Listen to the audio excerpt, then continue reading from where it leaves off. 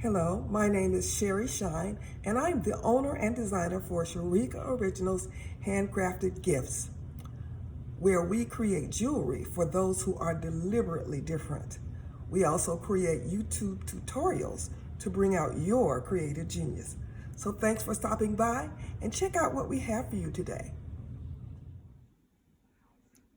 Hello, good people. This is Sherry. I am here today with a material that I haven't used before.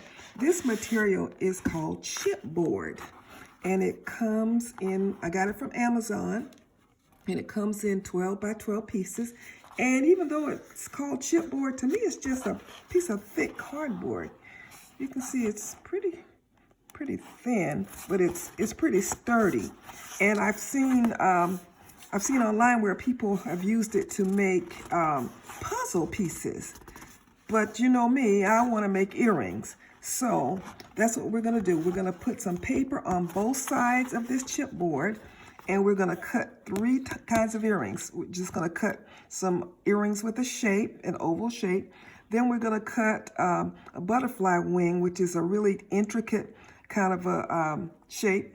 And then we're going to do a little engraving on a pair of earrings to see how this chipboard works in all three of those scenarios.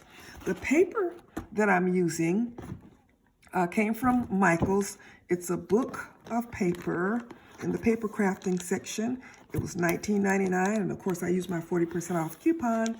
And the name of this paper pack is Tattered and Worn. And I have chosen I lost my place. I've chosen to use this orange. In fact, because it's kind of orange and brownish, I'm going to see if I can get away without masking it. So let's see what we come up with. I've got my Mod Podge and my brush and my squeegee, and I'm going to put the paper on both sides of this chipboard.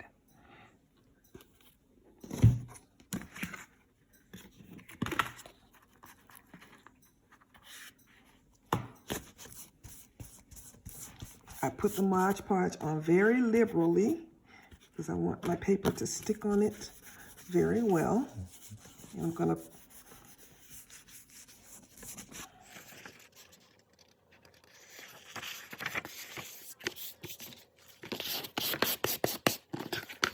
when I put the Mod Podge, the paper on the first side, I noticed that the board kind of buckled a little bit. So that tells me that I really need to use my honeycomb pins and really make sure that it is flat when I put it on the bed of my machine.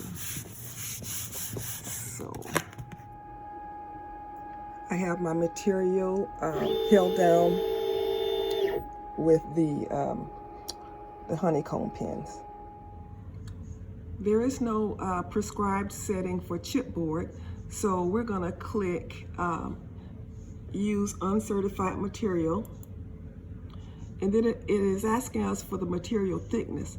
What I like to do is just go ahead and let Glowforge tell me what the thickness is. So we can go and tell Glowforge to set focus, and we move the little cursor to where we want it to set focus. And while it's doing that, I'm going to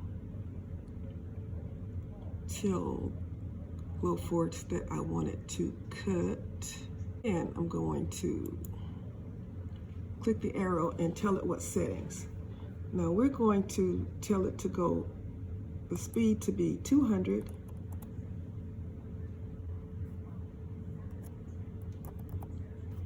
And the power to be 100.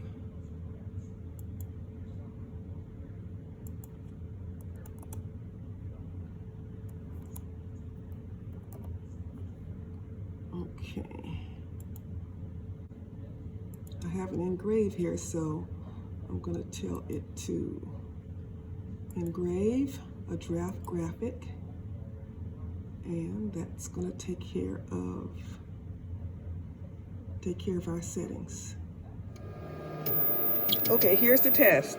I always take, before I move anything, I always take my tape and see if it comes right up, and it does. So that means that we're good. Our cuts are good, and we're home free. So, all right. So that's, if it wasn't cut good, I would just let it stay where it is and tell it to cut one more time. But we don't have to do that. Yay!